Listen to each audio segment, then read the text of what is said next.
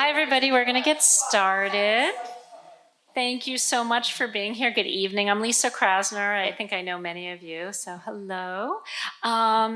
So we're honored tonight to host tonight's talk on interpreting the queer past with Dr. Matthew Champagne. I'll give you a little bio. So Dr. Champagne graduated from the Public History PhD program at North Carolina State University after graduating from Pace University in New York City. At the end of his undergraduate experience, Champagne received degrees in classics, history, and theater. He also earned the academic accolades of the Benjamin T. Ford Award in History and the Charles H. Dyson Award while at Pace. At North Carolina State, Champagne received first place in the humanities category at the 2022 Graduate Student Research Symposium. He also represented North Carolina State at the James A. Barnes Conference in 2017, the annual meeting of the National Council on Public History in 2019, and the annual meeting of the Pacific Coast Branch of the American Historical Association in 2021. Additionally, at North Carolina State, Champagne autonomously taught undergraduate courses on U.S. history, public history, and sexuality history. So over the last decade, Champagne also served in a variety of leadership roles at historic sites and nonprofits. Through his experiences in the field, Champagne developed educational programs for Eagle Project in New York, the Fairbanks House Museum in Dedham, Massachusetts, the Page Walker Arts and History Center in Cary, North Carolina, and the Surratt House Museum in Clinton, Maryland. So Champagne's upcoming book, it is upcoming, right? Okay, is Things Not Allowed in the House, Interpreting the Queer Past at Museums and Historic Sites. And we'll hear more about queer history and how it is represented at historic sites tonight. Thank you. Thank you. Yes, it is upcoming. As much as I wish I could push some even advanced sales here tonight, it is very upcoming. But nonetheless, I'm very thankful to have the opportunity to share my research here with you all. Thank you so much, Concord Museum, for hosting. Thank you so much, the town of Concord and its DEI commission for having me here. Joe, shout out to you. You rock. So yes, my name is Matt. You are welcomed and encouraged to address me as such. Just to give you also a little bit of history, so I did grow up here in Massachusetts, just a little ways down the road. So I'm also very honored to be here to celebrate Pride here in a place that's so near and dear to my heart. Before I jump into things, I do just want to talk briefly about language. So you'll notice in this presentation, I'm going to use the term queer quite often. I do that largely for two reasons. First off, I fully am aware of the troublesome and problematic and questionable history of that term. And while how living people alive today choose to incorporate or distance themselves from that term is more than valid, I choose to invoke it because words have power regardless. So in an effort to reclaim the power of that word, I am going to be invoking it for myself, but myself alone. However, when it comes to historical figures who did transgress or queer the sexual and gender norms of their day in order to draw some connection between the past and the present, I am also going to be using the term queer in order to make that connection. But I prefer to use the term queer as opposed to any other modern term, because I think to use any other modern term would be too prescriptive. I want to show that queer folk and the LGBTQ plus IA community has a history that predates the Stonewall riots in 1969, but I also don't want to attach terms to folks that are very specific and that we can't really do so based on the evidence. So without further ado, we'll get into it. Normally I do just a little intro to myself, but thank you so much for already taking care of that for me. But as you heard, I'm going to be sharing tonight a little bit of my dissertation research.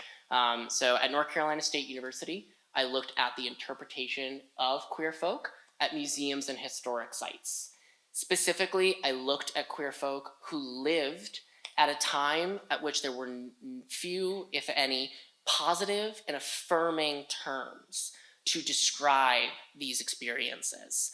And so tonight, what we're going to do is we're going to look at a chronological history of queer identity throughout United States history, starting with the American Revolution and going all the way back to the 18th century. And then we are going to look across the 1800s and into the 20th century through the eyes of historic figures, the names of whom you see here, all of whom now have historic sites and museums dedicated to their legacies. These are the ones that we're specifically going to focus on tonight. If you are at all curious of just how many I visited as a part of my research, this is the whole list. I will not keep you all here through Sunday, but I pulled out some highlights, sites that I think are doing particularly interesting work around the queer past, sites that I think together do a fairly comprehensive job of chronicling nearly 200 years of US queer history, and sites, as you can see, related to some rather famous people, some very household names, but some folks who are also going to be probably new subjects for us tonight. Before I get into it though, before I walk you through these 10 highlights, I'm going to be using some language to describe the interpretations at these sites. And I need to acknowledge that this in language that I'll be using is actually not my own. It's a taxonomical approach developed by Stephen Smalls and Jennifer L. Eichstadt in their book, Representations of Slavery. I read a lot of books as a part of my dissertation research. A lot of books. So many books. And sadly, there are very few monograph length writings about interpreting the queer past. And it was actually by accident that I found in my list of books what I feel is actually one of the best books on interpreting the queer past. And it is Representations of Slavery, Race and Ideology at Southern Plantation Museums. Some of you are probably looking at me like I have 6 heads and saying, well, what do the experiences of non-queer enslaved people have to do with free queer folk? Yes, the historic realities of those two groups are vastly different, and I in no way, shape, and form want to conflate them. However, though, throughout my research, what I noticed is that how marginalized people are represented at museums and historic sites often fall along very comparable lines. And let me give you an example. So in Representations of Slavery, Eichstadt and Smalls, for their research, they visited about 200 plantation museums throughout the southern United States, primarily in Virginia, Georgia, and Louisiana. And what they found in their research was that these 200 plantation museums could largely be distilled down into 4 broad categories. The first one being symbolic annihilation and erasure. So these are plantation museums that are not interested in interpreting the histories of enslaved people, and they actively fight against doing so. For example, they turn enslaved quarters into bathrooms or visitor centers, and things of that nature. And as I was reading this book, I had not yet even started writing my dissertation, but I had done some research. And I was like, oh, well, I've visited museums related to the queer past where there have been barns and other outbuildings where sexual activity between same-sex people has been known to happen, but those have also been turned into bathrooms and visitor centers. I was like, oh, okay, that's an interesting connection. Anyway, and I kept reading. And then Eichstadt and Smalls talked about trivialization and deflection. And trivialization and deflection at plantation museums looks like tropes, such as good enslavers and loyal slaves. So sites that trivialize and deflect will at least talk about the history of slavery, but they do so in dishonest ways, and arguably just shouldn't be talking about it at all. If that's the case, that's the way they're going to do it.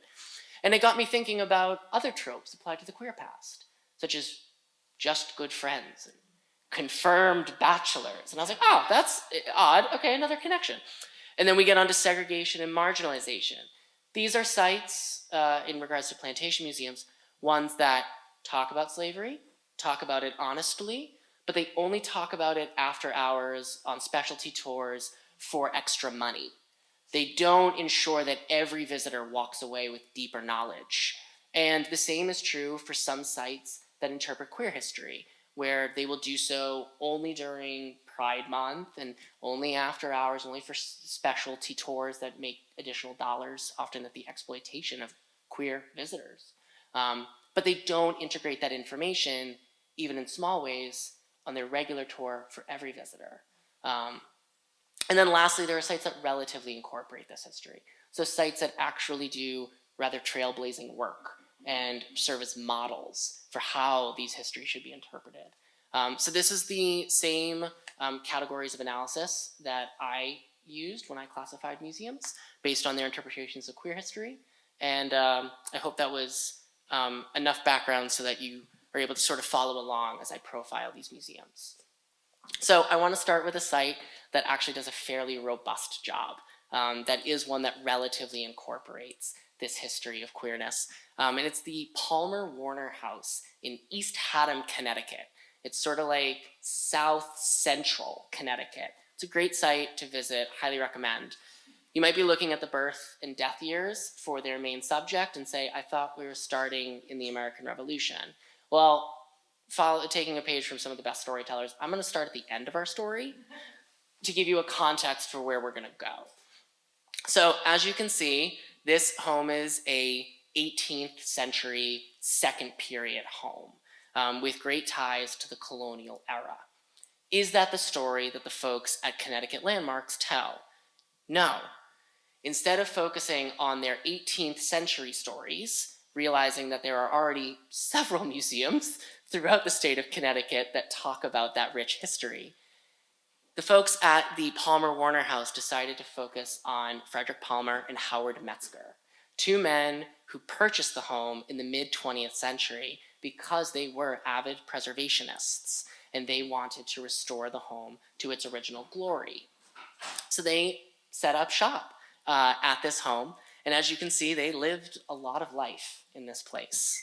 Now, Frederick and Howard are a little bit different from some of the other folk who I researched, because Frederick and Howard lived into the 20th century, and they actually did self-identify as gay men.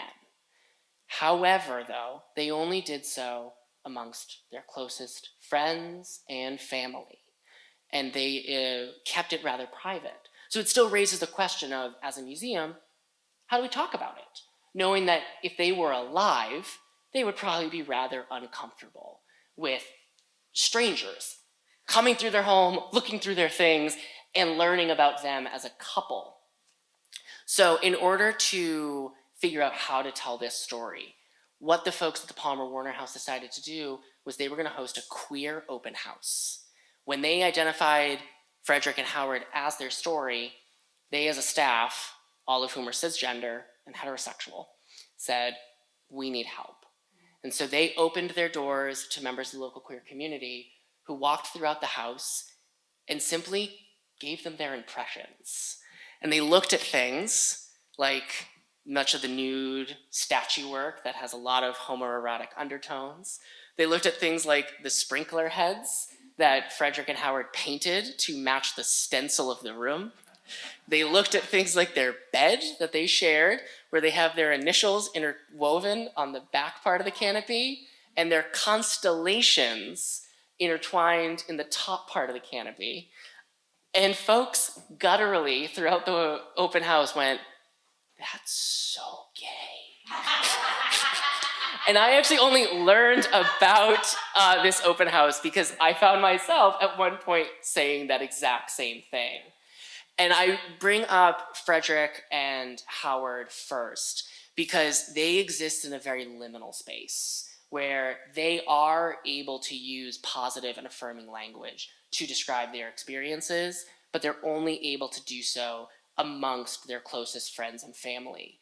Yet, they also signal in ways who they are through their collections, through their careers, through their artistic expressions, ways that would have been clockable, would have been intelligible two people who were also friends of Judy, but also would have kept Frederick and Howard safe enough and distant enough from folks who wouldn't be able to read those signs and who would otherwise maybe do these men harm. So I think it's really important because the Palmer-Warner House shows us that what we see as evidence is much broader than any written documentation that might say explicitly what we want to say. Queer historians are often held to that standard, that we have to have a document signed, dated, and notarized that says exactly what we want it to say in regards to the subject we are researching and their relationships with members of the same sex. It's a homophobic and transphobic double standard that is applied to no other sub-discipline of history. Every other historian is encouraged to read between lines, interrogate bias, audience, and things of that nature. And yet, the same grace is not applied to the queer past, very intentionally. And that is why I wanted to start with them, because the Palmer-Warner House shows that resemblance is evidence. Queer people alive today who resemble in some way, shape, and form queer folk of the past, that's evidence. Even if there is no resemblance, simply recognition is also evidence. So that being said, let's travel back in time to the Revolution, a subject you all are probably only minorly familiar with, I'm sure. One of the sites I visited as a part of my dissertation research was Valley Forge National Historical Park. It is the third winter, or was, I should say, the third winter encampment of the Continental Army. I'm not going to test y'all's knowledge, but most folk, when I do this, I ask, can anybody name any other winter encampment? There were 8. Most folk are not able to answer any other, or name any other winter encampment of the Continental Army. And why is that? Well, Valley Forge was very important to the playing out of the Revolutionary War. To give you all just a little background in case you need it, when Washington moves the Continentals about 20 miles southwest of the nation's capital at the time, Philadelphia, the Continentals had just surrendered it to the British. Congress has fled west, crossing 2 rivers to put as much distance between themselves and the British as possible. Washington has set the Continentals up on a high point that's about a day's march from the city, with constant guards seeing if the British are on the move. It is a very vulnerable situation. In most times of war, another army taking one army's capital typically means the end of the war. Fortunately, our government wasn't recognized at the time, so rules of war didn't really apply. But why were the Continentals struggling so much? Well, in the winter of 1777 through 1778, 75 different militias from all across the colonies descended on Valley Forge. To give you a context, so many people arrived that at its peak, Valley Forge was the 8th largest city in what would be the United States at that time. Now, that's great. You've got a lot of people power behind you. But you have 75 different militias, all coming together to fight a common enemy. Now, I typically refrain from sports analogies, but the visitor center at Valley Forge uses it, so I'll continue in their tradition. If you bring together people from the Boston Red Sox and the Yankees, heaven forbid, and all these other baseball teams, and threw them on one team, and then they had to face the, let's say, Washington Capitals, or Washington Nationals, sorry. How's that gonna go? Not too well, right? You've got people who are all playing the same game, but they've never worked on the same team before. You don't know if they're all outfielders. They don't all have the same playbook. Meanwhile, you've got a unified fighting force, or playing force, who all's using the same plays, who all knows their roles. They all speak a common language. So understandably, the Continentals aren't doing too well. That changes with Valley Forge. Specifically, it changes when Major General Frederick Wilhelm von Steuben joins the ranks. Washington recognizing his expertise almost immediately. His training was largely over in Europe in French and Prussian military tactics, some of the best armies that Europe has ever seen. And when von Steuben comes to Valley Forge, he talks about the military discipline, and in his journal writes, quote, "With regard to their military discipline, I can safely say that there was no such thing." Yes. And it's von Steuben who trains these 75 different militias and makes them one unified army, or one out of many, e pluribus unum, if you will. Yes. And he unifies them largely through a book of regulations called the Blue Book, which is actually still how the US Army refers to its basic training manual. Of course, it's been updated, but without von Steuben's intervention, even Valley Forge speculates that the war would have dragged out a lot longer than it did, or possibly would have not been successful. Does Valley Forge attribute any of this to a gay man, or a queer man, I should say, who lived at Valley Forge with two aides de camp, a man named Benjamin North and Benjamin Walker and William North? Unfortunately not. They do not acknowledge that von Steuben shared his life even after Valley Forge with these two individuals. They also don't acknowledge Kazimierz Pulowski, who is often referred to as the father of the American cavalry, but was in fact a founder of the American cavalry, them being an intersex individual. They also don't acknowledge the private who was drummed out of Valley Forge for attempted sodomy. What does Valley Forge talk about most? Actually, the weather, believe it or not. Yes. They try to correct a lot of misconceptions about Valley Forge. The fact that it was this frosty tundra where people died en masse by frostbite and things like that. You might notice the day I was there, it's a little bit overcast. We all got some light raincoats, things on. The rangers commented several times that the weather conditions that day were very comparable to the weather conditions at Valley Forge during the winter of 77 to 78. This myth of Valley Forge looking like this frosty tundra, even being one that the US Army itself has perpetuated through World War II posters such as this.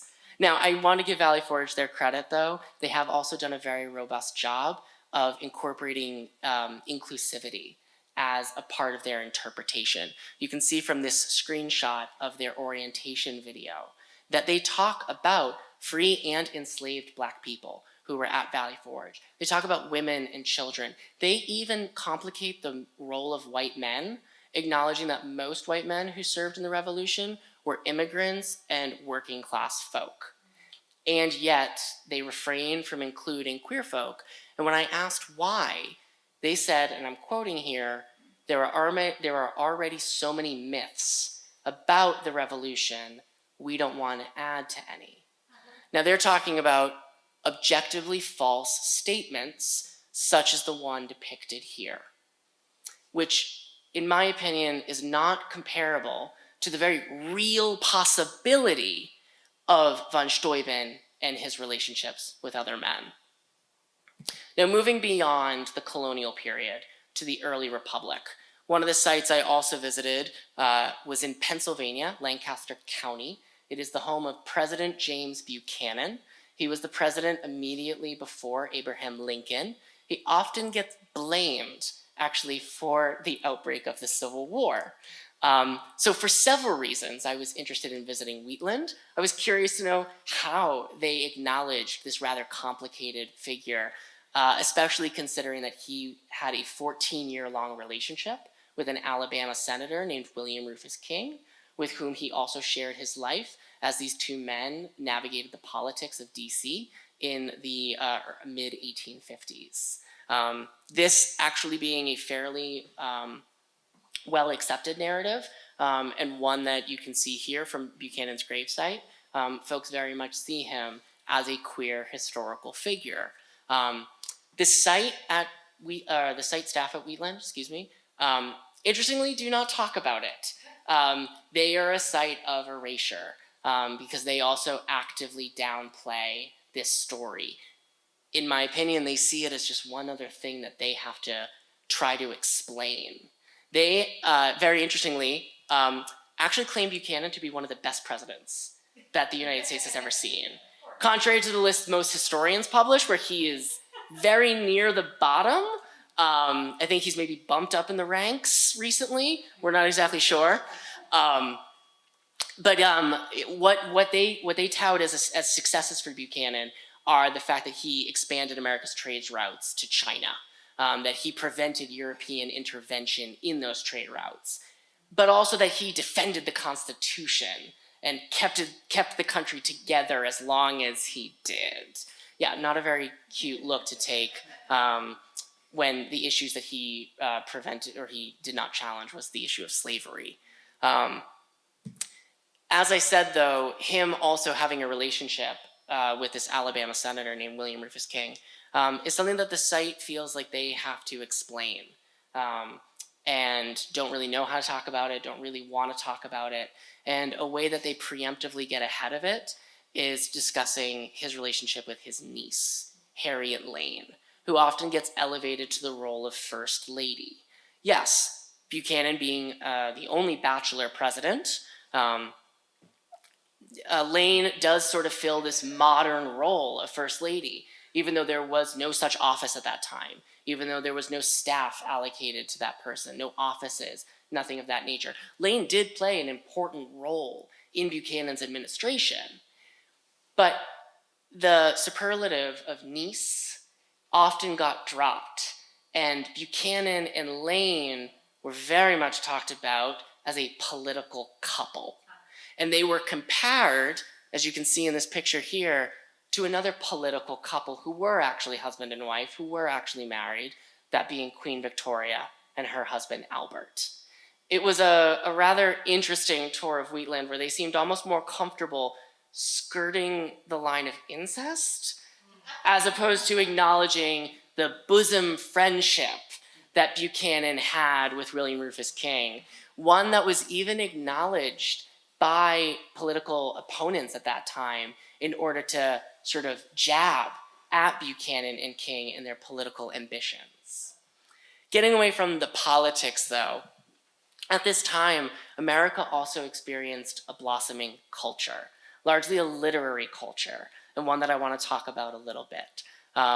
You all are very familiar, I'm sure, with Herman Melville, and his relationship with one Nathaniel Hawthorne. Melville, very interestingly, moved out to Pittsfield, Massachusetts, the Berkshires, as the museum likes to say, to enjoy the quiet of that part of the county, or in that part of the world. It's also very convenient that Hawthorne lived out there, only about 5 miles down the road from where he set up shop. I don't know if he went out there so much to enjoy the quiet as he went to enjoy Hawthorne's company. The museum does very much acknowledge them as a mentor and a mentee. One interpreter even referred to them as soul brothers. But there is a lot of speculation that there was a little bit more between them. And it was very interestingly here where they have a barn that is also a visitor center, is also their restrooms. And when I went throughout a tour of the house, again, their relationship was acknowledged only in these sort of very well understood ways. And when I asked if they were familiar with or what they thought about any deeper read into their relationship, there was a lot of back and forth. And as I was walking with one interpreter from the historic house back to the visitor center, it was only once we walked in to the visitor center that they pointed up to the loft in the barn and said, oh, well, you know, that's where he used to do things that weren't allowed in the house. Smoking, drinking, they pause, they wink, they nudge me, you know.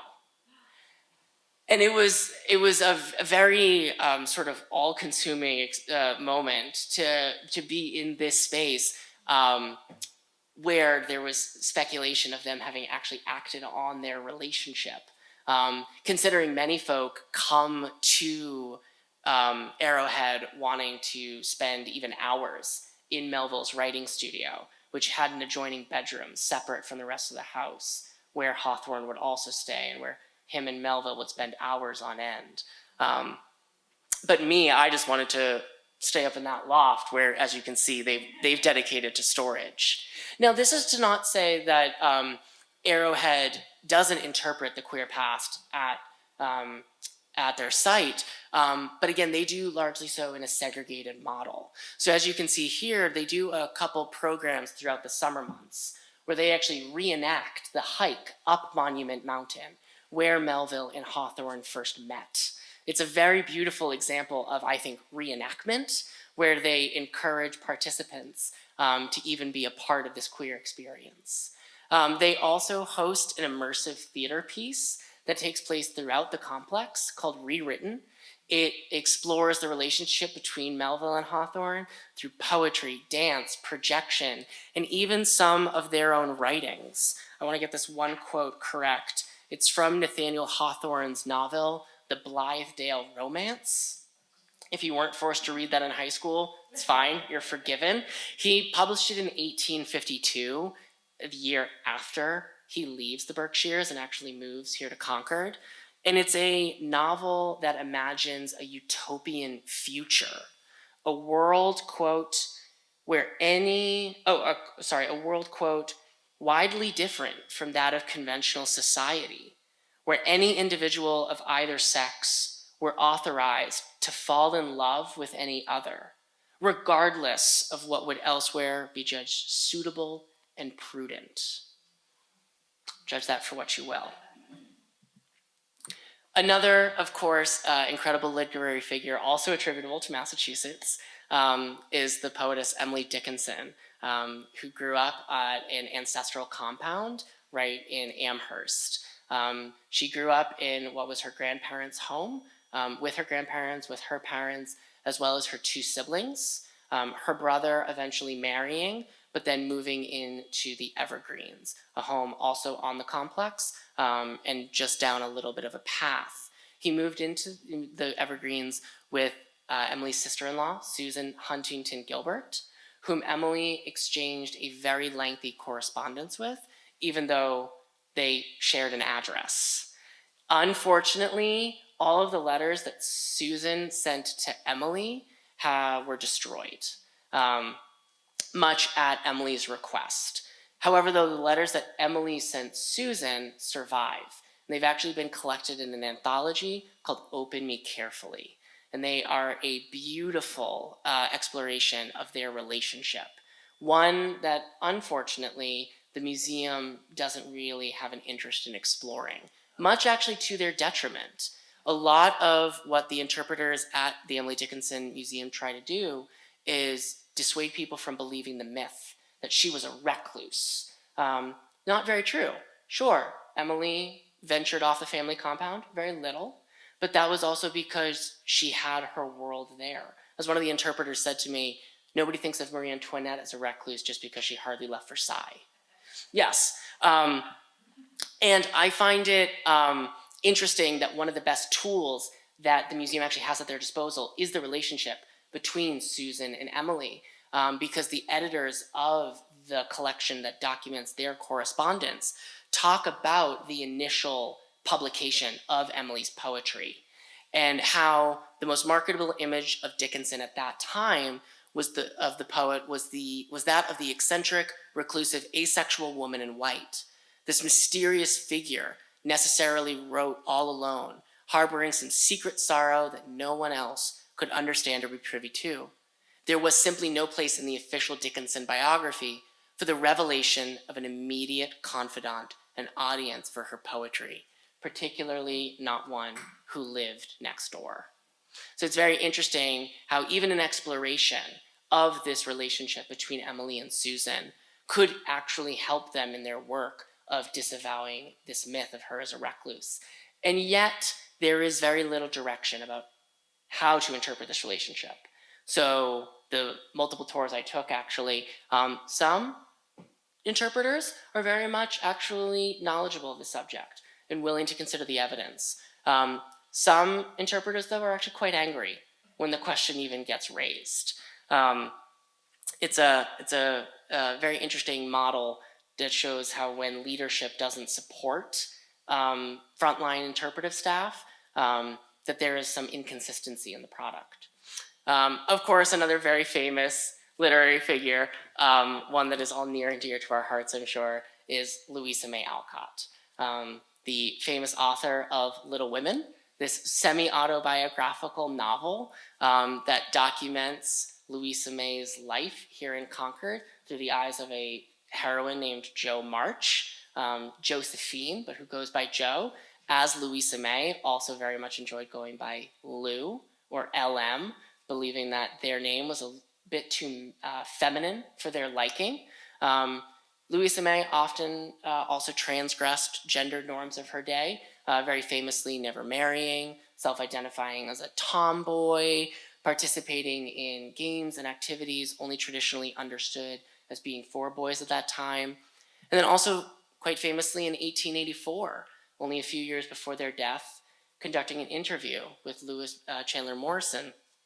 And in this interview, Alcott said, quote, "I am more than half persuaded that I am a man's soul, but by some freak of nature into a woman's body," skipping down a bit, "because I have fallen in love in my life with so many pretty girls and never once the least little bit with a man." It's a very interesting statement, and there's a lot to break down there.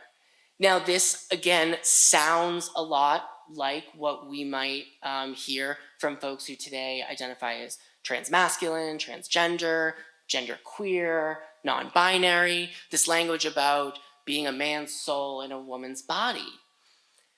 But then also Alcott talks about these crushes or these loves that she has had of pretty girls and never men. And that raises a lot of questions about why Alcott feels like a man's soul in a woman's body. What is the relationship that Alcott has in their mind between gender and sexuality? Does Alcott feel like a man's soul trapped in a woman's body simply because they have attractions to women? Attractions that Alcott only sees men appropriately having in the 19th century? Or does Alcott have other feelings and notions that make them feel like this man's soul?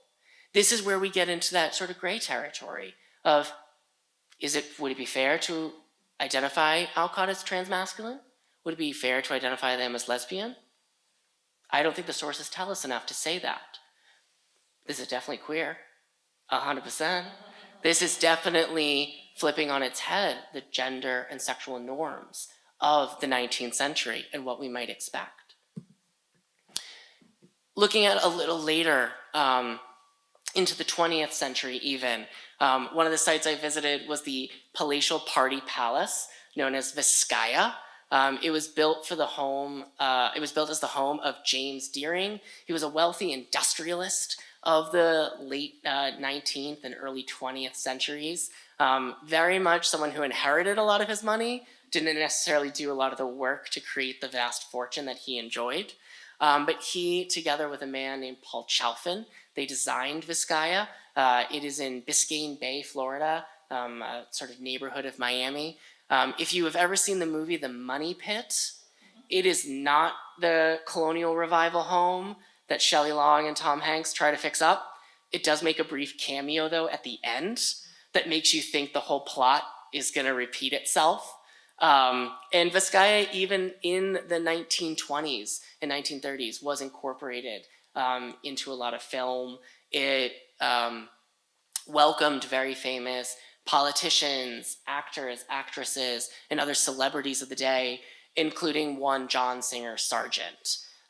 Singer Sargent actually painting this painting while he was at Vizcaya.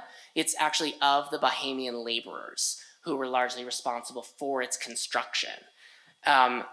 It's very interesting, this map of the second floor of Vizcaya, because where Sargent would have stayed, all the way over in the top right-hand corner, the Galleon Caraval suite, you could access Deering's bedroom by either going on to the East Gallery in full view of all of the servant staff who would have been up in the teens or the 20s.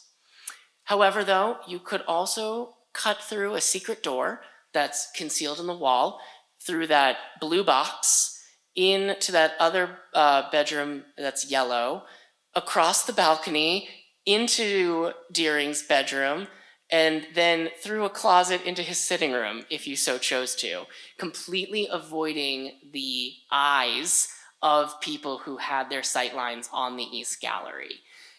There was actually so much conversation amongst the designers and the laborers that Deering felt it necessary in 1917 to author an entire correspondence, I should say, about these secret doors and this labyrinth, and saying that there's so much speculation, there's entirely no truth to any of it. Yes. Meanwhile, he also incorporated a lot of beautiful decor into this palatial party palace, which you can see here, these beautiful mermaids that are on this concrete barge that was completely made just for the aesthetics. It's not actually a shipwreck of any kind. The artist, though, who made the mermaids apparently did a little too good of a job for Deering's liking. They were a little too voluptuous, and he intentionally had the artist reduce the size of their breasts because he found them to be a little bit vulgar. He was a little more partial, I think, to the mer boys, whose fountain he put in a secret part of the garden that he was known to frequent quite often. Again, signaling a little bit, showing how architecture also speaks volumes about how queer folk negotiated living sort of these open secrets. It's not that much of a secret, though. Queer stakeholders have called out this history via Vizcaya's review pages, Yelp, TripAdvisor, Google, things of that nature, even years before I visited. You can see this one dates to 2015, where they talk about one thing that irked them. James Deering, the creator and owner of Vizcaya, was presented as a fun-loving, high society bachelor. But it is known that Deering had a significant relationship with at least one man, Paul Chalfin, who was openly gay, John Singer Sargent, who also had fondnesses for men, painted numerous male nudes, as I showed you, even at Vizcaya. And there were several reviews over several years of queer stakeholders, again, seeing themselves in this history, pointing it out to the site staff. And I know, I work in museums, it's hard to make changes overnight, even when entire books, as you can see here, have been published on the subject, such as Welcome to Fairyland, Queer Miami before 1940. But I visited about 6 years after this review was written. About 6 years after this review was written. But it's still a couple years after this one. And unfortunately, still Vizcaya had not included any acknowledgement of the queer past on their tour, even though they host the White Party, which is the largest queer fundraiser in the city of Miami.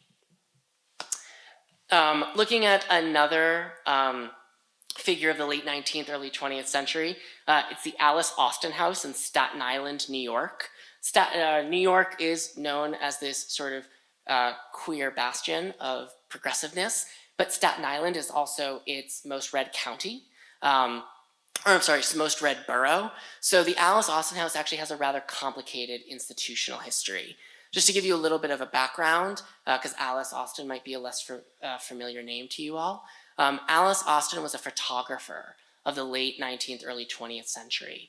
Did a lot of work with tenement communities and immigrant communities on Manhattan's Lower East Side. Did a lot of similar work to a man named Jacob Riis, who we all might be a little bit more familiar with. But because Alice was a female photographer who also engaged in relationships with other women, Alice gets a lot less credit in American history. And when the museum actually first opened, her partner of half a century, Gertrude Tate, was completely written out.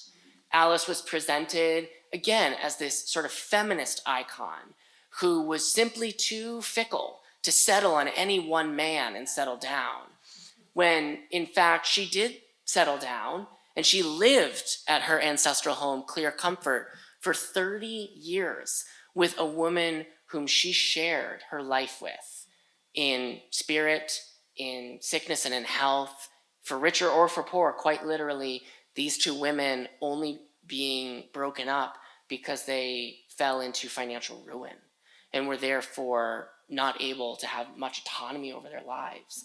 They weren't actually even able to be buried together as they wished. Fortunately, the Alice Austen House has completely done away with that problematic institutional history of erasure, and they now celebrate the relationship between Alice and Gertrude. They actually even acknowledge them as a married couple. They were not able to be so in the Victorian era. That does not prevent them from acknowledging, though, that in the Victorian era, marriage was much more than just a ceremony. According to Victorian cultural standards, it was also taking care of each other in sickness and in health. It was also establishing a homestead together. It was also sharing your financial resources. It was also being acknowledged by your friends and family as a couple, which they were by their darned club. This sort of queer collection of women in New York who, whenever they wrote letters to Alice, they would ask about Gertrude, or vice versa. Clearly people acknowledging them as a couple, even if they could not do so in a religious setting. Now, the Alice Austen House also fabulously does a lot of great work around family. This is a family tree that is on display at the Alice Austen House. Family trees are very commonly found in historic sites. They often chart how the home passed from one generation to the other, who lived where, things of that nature. And it's a very hierarchical fashion. You'll notice this is already deconstructed in that way, with Alice as a child in the center, and everyone who is significant in her life around Alice, showing just how much they informed her as a person. Even though they were unable to be legally married at their time, Gertrude's portrait is there just to the right of Alice's, as is her dogs, Chico and Punch, as are the maids whom Alice often employed as her assistants as she was carting tens of pounds of camera equipment across the river into Manhattan. They also include her uncle Otto, who was the first one to give Alice a camera and really inspired her to take up this craft. Who does the Alice Austen House exclude? Her father, of all people, because he abandoned the family when she was 4 years old. And they see him as having very little influence in her life. So it's a very interesting example of how you can really flip concepts of marriage on their head, concepts of family on their head, while telling an authentic story of who Austen was and how she lived her life. Another great example of this is the Frances Perkins Center up in Maine. Frances Perkins might be someone we're not all too familiar with, but who was actually instrumental in US history. Frances Perkins was the first female cabinet member of any presidential administration. And it was not just during any administration. She was FDR's Secretary of Labor. Secretary of Labor might not be someone who we can just outrightly name nowadays, but during the greatest financial crisis in United States history, it's a very important person and someone whom FDR brought to the table because of the years of community organizing that Perkins had done.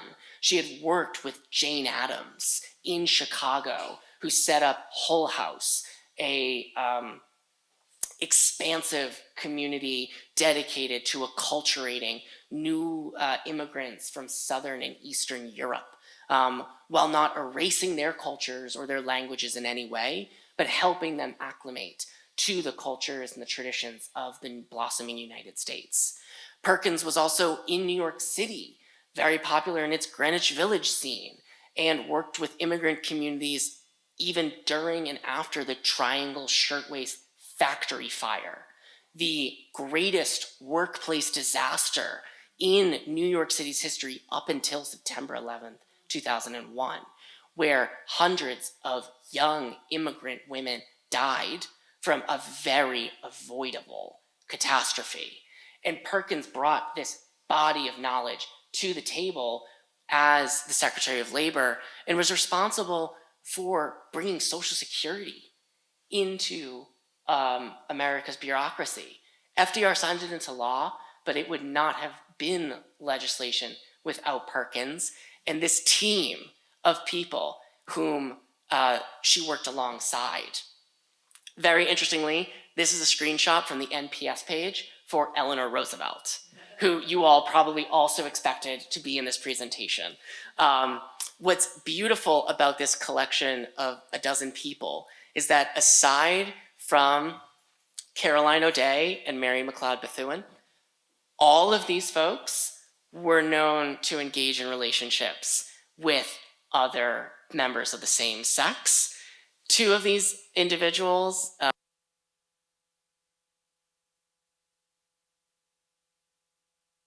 I think the battery's running low. Even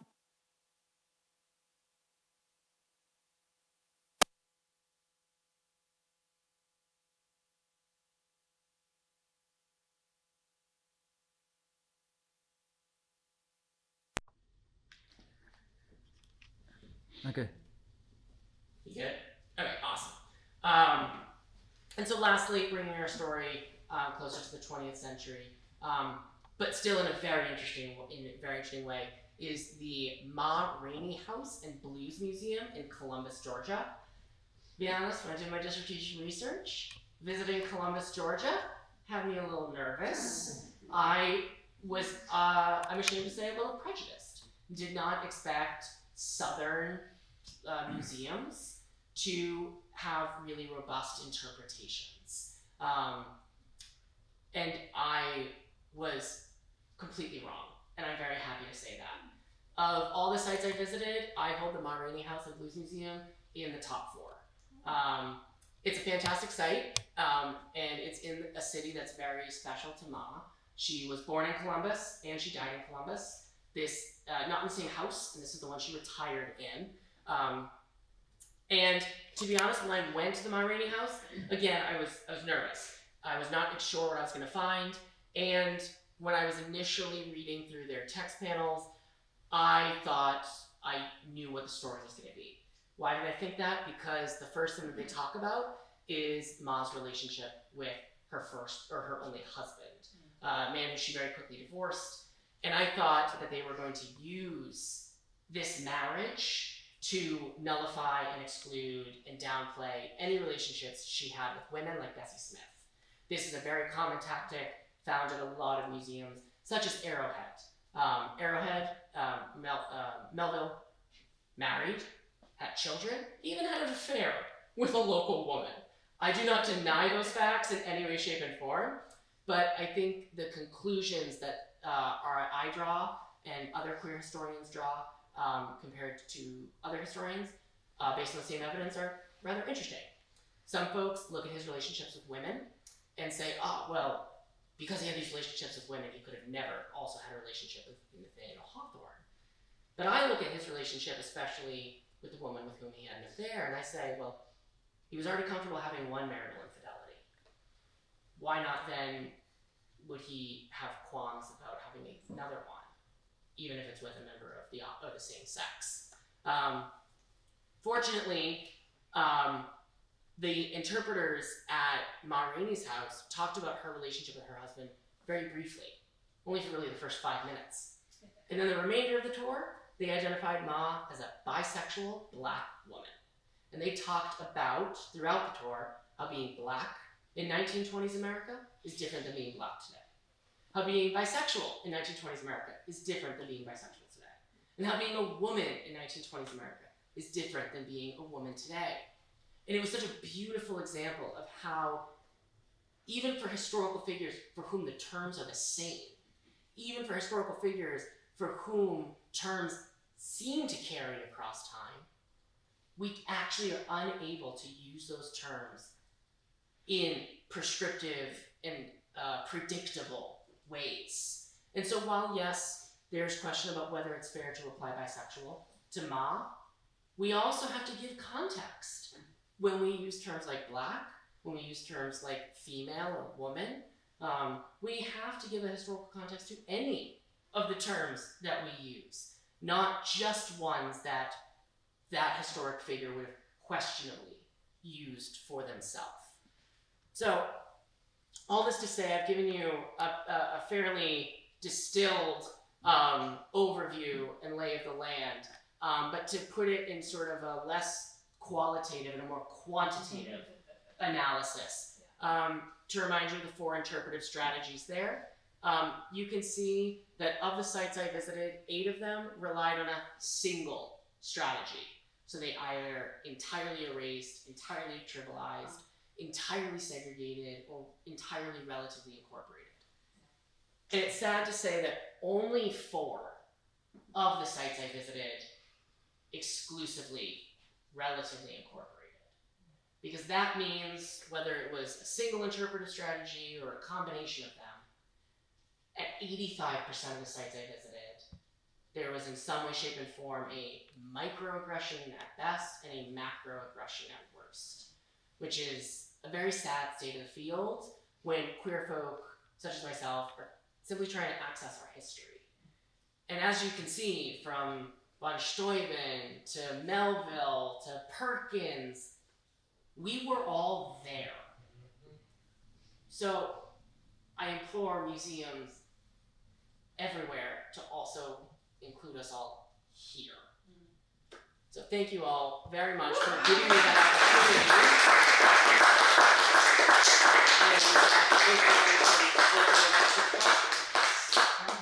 Thank you. No questions? Oh, that's a good question. Yeah, please. 1,000 questions, but Yeah. I'm curious, since you've been traveling around Concord, did you go to the Orchard House, and what did you think of its interpretation? Yeah, absolutely. Yeah. So I did visit Orchard House, and I think Orchard House has a really interesting institutional history, even Well, just right. being. yeah. So, So talk a little bit about their interpretation of her, and from your perspective. yeah, no, absolutely. So Orchard House does a very interesting job of interpreting Alcott's life. And actually, I've been in conversation with the executive director, Jan Tarquist, for those of you who aren't familiar, about what I think they do really well, some areas where I would recommend seeing some modifications made. But that's something we can actually even talk more about, like offline. So did you say you talked to Jan? Yeah, I did talk to Jan. Is she open to expanding the interpretation? There was a lot of sort of questions and comments and thoughts that between both of us that I look forward to sort of continuing to explore as I think Orchard House does a lot to expand their interpretation to reflect the diversity of the 19th century and all the points of intersection that Orchard House can speak to. I worked as a tour guide when Yeah. I was like 17. And even in those days, all of us who worked there would tell that quote to each other. The high school kids would, because there was a bunch of queer high school kids who were working there, and we thought that was awesome that Louisa had this like thing about her. Yeah. But I don't think it translates into their daily No, tour. it No, hasn't. yeah. That comes up in their daily tours. And Yeah. I know I talk about it, many of the guys we may mention in our town tours, and we often hear like, oh, they didn't say that when I went there. So Yeah. I think it's something they're still working on. Okay. Yeah. No. It is. I'm trying. To be honest, I'm trying to navigate a little bit of No, I understand. treacherous straits at the moment. But yes, it did not come up organically on the tour I took. I took a few tours actually with several different guides. It did not come up on any of them. When I asked about it, there was a lack of familiarity with it, which is unfortunate considering it seemed to be common knowledge based surrounding your time.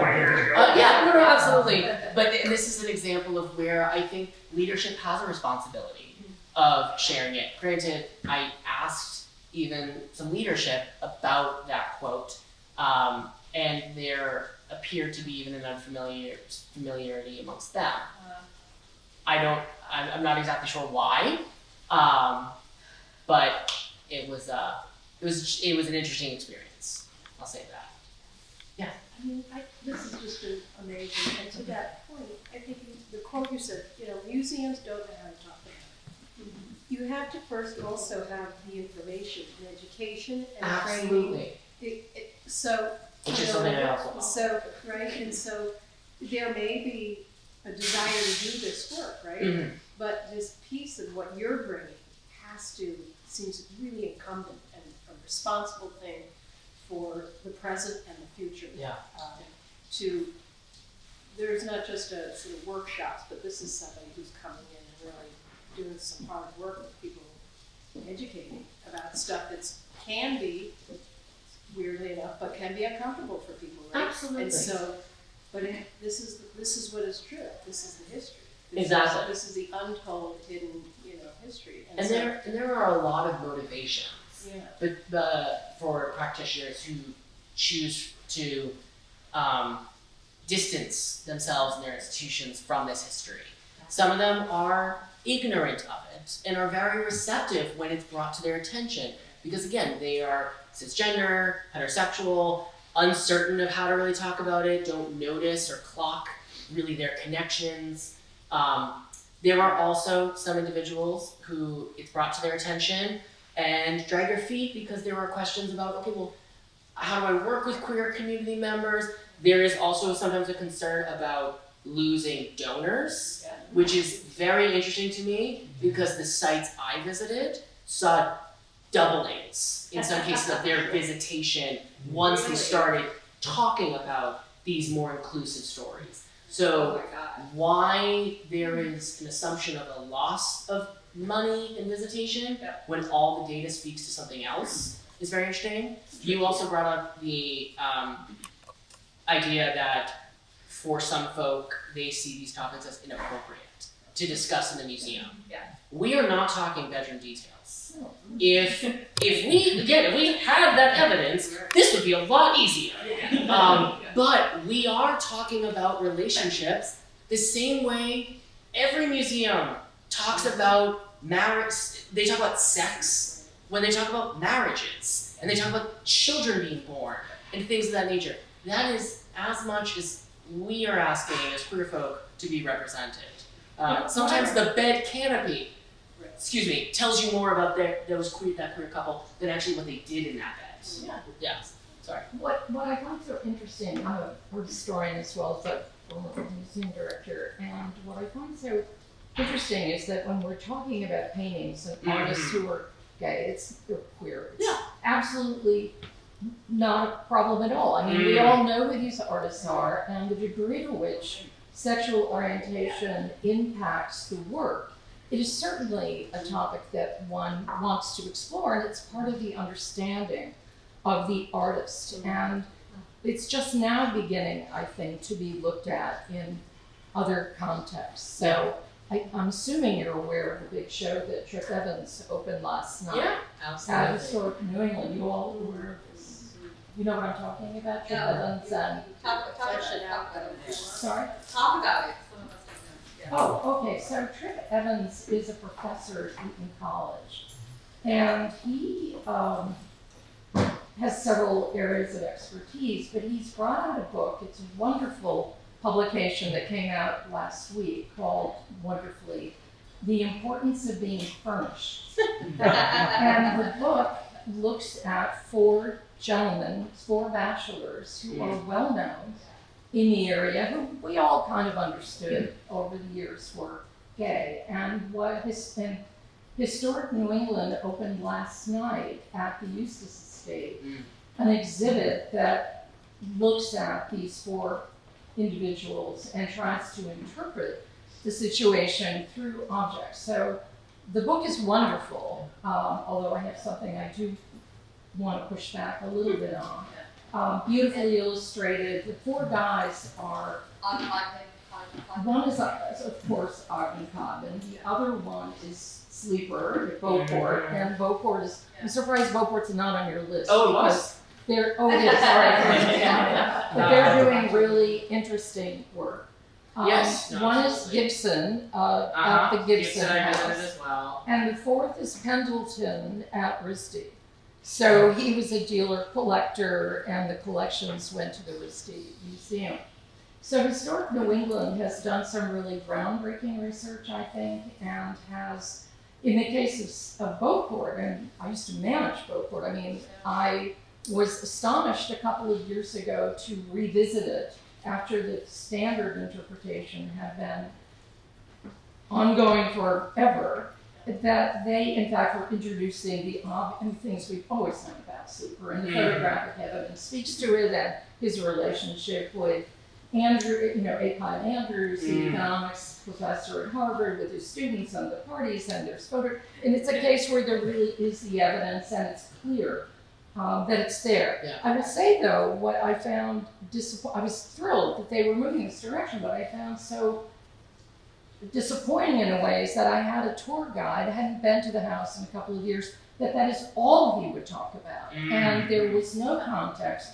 It was more sort of bad-mouthing the institution, having not done this before, but just hammering home in ways that were not balanced, and it was not contextual. No, absolutely. So that was unfortunate. But you have to, that is also a part of the process, right? Mhm. People have been marginalized for centuries. When they do get a chance to talk about themselves, sometimes they might talk about themselves a bit more than they have to. But that's part of having to understand the history of marginalized people and how it's interpreted.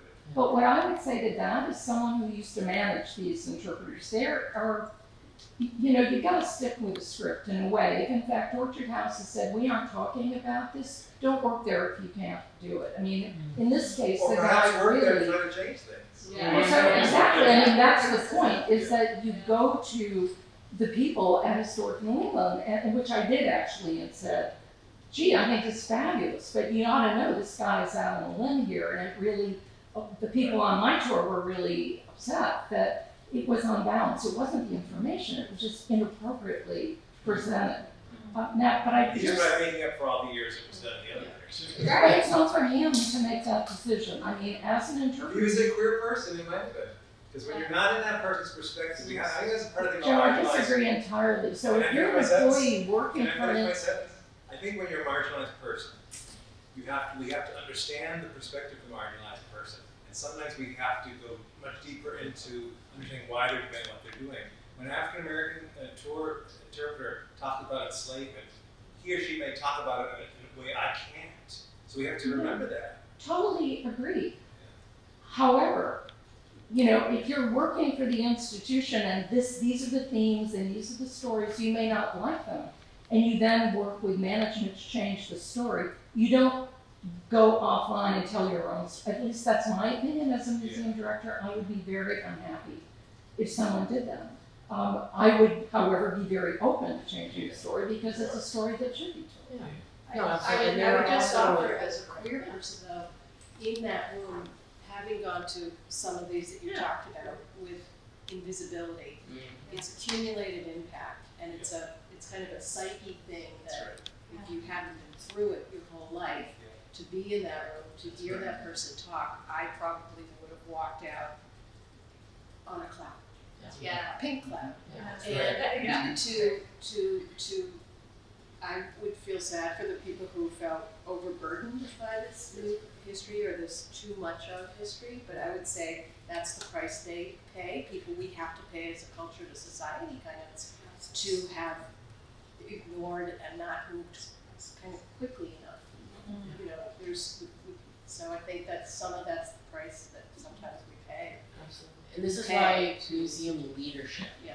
is such important people for frontline interpreters to have conversations with, for everyday visitors to also have conversations with, because it is ultimately, to your point, those folks who are responsible for ensuring that there is a consistent product. Yeah. That if there is a script, that folks are sticking to it, and that script is inclusive of all the people who were there. Like there are sites like the Walt Whitman birthplace on Staten Island. It's famously been protested. Long Island. Sorry, did I say Staten Island? Yeah, Long Island, thank you. Huntington Station, Long Island. It famously was protested by members of the LGBTQ+IA community because they erased that history so much because they delivered such a consistently erasure product. And now they do one of the best examples. So it's a really good example, I think, of how interpreters, how stakeholders can apply pressure to folks who, yes, reasonably have expectations from their direct reports, but who are also doing bad history and who need to be challenged 100%, and that might be sometimes by folks going rogue a little bit. And there being pros and cons to all of that. I see you had your hand up a long time. Thank you for your patience. That's okay. Well, I work at the Orchard House now. Oh, okay. And we don't have a script that we are told to stick to. Every tour guide does a different tour. Okay. Basically, they're given a big binder of information and they can pull anything from that. Certainly, we still pass around that quote. Is that quote in that binder? Almost all of us are queer. That I don't know. Is that, yeah, see, so if it's not included in that binder, Yeah, I don't know. We're given a bunch there of is a barrier. Is it in the binder? I don't know about the binder itself because it's a really thick Yeah, binder. I We know. could do some fact checking. though. Yeah. But it's definitely in at least one of the biographies that we've been told about. Okay. But it's not something I've ever heard anyone mention in tours. And the main way that people are trained is just going on other people's tours, Absolutely. hearing what they talk about. Can I ask a question? Yeah. Do you all still start tours in Hillside? And Yeah, do you so- still play the 2 back-to-back videos to orient right now folks? we do. Okay, Yeah. just curious, that's all. Yeah. Yeah, that started in the pandemic and it's still Still going going. on. Okay. So we started with the video most of the time. But yeah, I think I actually even know who you're talking about, the tour guide. And I never went on one of his tours. No, I'm not talking about any tour guide. No, she's talking about a different site. Oh, The Sleeper McCann, or the Sleeper McCann house in Gloucester. It's a historic New England site that very famously, in the world of public history, started several years ago with Ken Torino as their director of interpretation, acknowledging. Oh, I'm sorry, but he's like he is very involved in their interpretation model. Loosely, I'm using his title incorrectly. I think he's in charge of what they call engagement, Okay. which is Yes. fine. Yeah, It but can certainly he was the affect one who spearheaded that initiative. Even wrote a chapter about it in interpreting queer history by Susan Ferrantino's very good book. Where was I going? But yeah, I highly recommend visiting that It's so site. fascinating that the history of telling history that we're 40 years ago I had the same challenge that you have to work Yeah. on today. What is it going to take for us to start to open up some of these stores so that people see themselves? We don't mention it in tours, we talk about it amongst ourselves because most of us are queer. Yeah. But then if someone on a tour talks to us about it, we definitely acknowledge it. No, that's But otherwise we don't, especially because Alcott House specifically gets a bunch of visitors from the South who are coming because they're really interested in the traditional family style that they associate with Little Women, even though it's So far the opposite. accurate. Yeah. And I think that's what's awesome about Alcott's legacy is a thorough analysis of it along your You tours. say I thorough. think- Yeah. Is that like a drinking game here? Yeah. But I think to do a robust analysis of it throughout your tour could actually help in that probably struggle to articulate the truth to these visitors who come here believing this mythologized past. Yeah. If you're into just pure presentation, I know even the folks at Concord Art, I remember last year, I think Kate said to me, once they started talking a little bit more about the Boston marriage, just even before the exhibit, they had couples coming to them wanting to take their picture outside of the building. Yeah. But this stuff starts to happen. It's a whisper network that where it really begins. And it's not just the couples, it's the elder moms that Yes, see with their their daughter. children. So I'd like to turn part of this conversation sort of on its head and ask Please. you and everybody else in the room who's sort of involved, because I feel like it's not just instructing the docents and sort of having a plan, but I feel like anytime you're on a tour, it's the people who are attending are also, like, they also come with a certain agenda.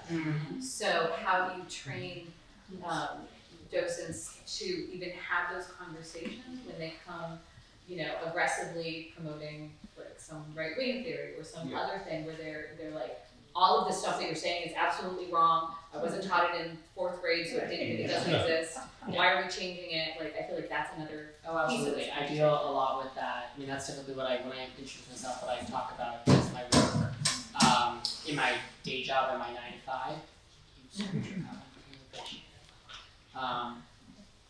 5. So I work at a site that was a site of enslavement, once owned by the first woman executed by the feds due to her role in Lincoln's assassination. So a lot of folks come there wanting to really revel in that dark history. They want to talk about how slavery was not as bad as we are saying it was. They want to perpetuate Mary's innocence. And so I know for us at Surratt, I, as their manager of learning, interpretation, and engagement, am responsible for not only being on the front lines, but also ensuring that the folks who are primarily giving tours are equipped with what they need in order to address visitors in the most safe and responsible way. So we actually even run through training scenarios of particularly aggressive, particularly combative visitors who we sadly are basing in reality, so that guides know the resources at their disposal to get themselves out of that situation as safely as possible. Now, there are some visitors who have been verbally very abusive, who have been physically very intimidating, and for whom the guides have had to ask for the red folder, which is a cue, because we use radios, for whoever is the manager on duty, such as myself, to immediately come to the house, make an excuse about why the guide should be pulled away, and then converse with them briefly, and either escort the visitor off the property immediately, allow that guide to just leave, and then I finish the tour. But also in more of our ordinary scenarios, it is again leadership's responsibility to equip these guides with the history and the evidence, because that is our best tools to disarming folks who are otherwise coming there to do harm to the history and to the people who are there trying to better their understanding of the past. It's a very tricky situation though, to navigate as there becomes just more and more division and misinformation and intentional disinformation. So if there are any other recommendations on how folks navigate it, but I feel like we could host a whole day-long workshop on I was that. gonna say, like, I don't know if we're doing anything in Concord where like everybody shares like their techniques. Like I love the idea of doing like simulations. Yeah. Something like that. And then also it was, but also and I think it's important to acknowledge too that there are some visitors who are coming, who want to float away in a little pink cloud, but who also have experienced a lot of harm themselves done by these institutions, and who are hesitant to give them second or third chances, and who also, such as myself, might go and seek out this history and then be met, as I was at the Emily Dickinson Museum, with a interpreter who then puffed out his chest, threw his hands up in very large gesturing ways, shouting at me that they were just good friends, and then storming off, red-faced and in a huff, when I simply asked how the Dickinson Museum interprets the relationship between Emily and Susan and whether they thought there was anything more to it. Because this interpreter, very interestingly, throughout the tour, had a few times referred to them as good friends. It's good friends, it's good friends. I naively thought he was laying the groundwork for a greater reveal later on. Because this history is coming to light in newish ways. That's another great tactic, is slowly introducing it so that folks over the 45 minutes or however long have been primed a little bit for your biggest drop. That drop never happened, and then it prompted my question, and then I realized he was someone who was trying to preemptively answer that question in a way that, when he was unsuccessful, because I still asked, infuriated him. But I also saw sites where other interpreters were rather cheeky. Like at one site in Savannah, it was a confirmed bachelor who lived there. And a lot of folks asked if he ever married, and things of that nature. And one of the guides said, no, in his day he couldn't. And that is a great way to then just like, in the most subtle and the like quickest of ways, just include that little tidbit and prompt the question then, and put the burden on the visitor to be like, wait, what? Whereas like some sites, they also say like, oh, well, we are maxed out. We can't talk about another thing. And it's like, if some of these sites repeat the same fact about 4 or 5 times over multiple videos, and they can't include this little nod to this history that's very worthy of acknowledging. It's just bull. Any other? I don't want to prevent people from getting refreshments. Yes. So, just want to thank you for coming here. Thank you. And help us out.